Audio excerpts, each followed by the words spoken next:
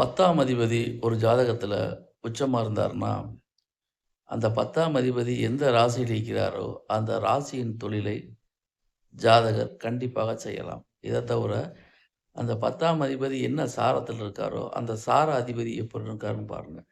இப்ப 10ஆம் அதிபதியும் நல்லா இருக்காரு, 10ஆம் அதிபதியினுடைய சாரநாதன் நல்லா இருக்காருன்னா, இந்த 2 பேத்துல அதிகபட்ச பலம் யாருக்கு இருக்குன்னு பாருங்க.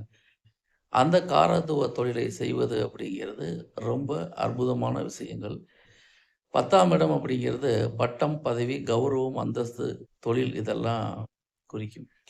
அப்போ ஒரு மனிதனுக்கு வந்து 10ஆம் பாவம் நல்லா இருந்துச்சுன்னா, லக்னாதிபதி நல்லா இருந்தா, கண்டிப்பா இவர் சொந்த தொழிலில் சாதனை செய்யலாம் அப்படின்னு புரிஞ்சுக்கங்க.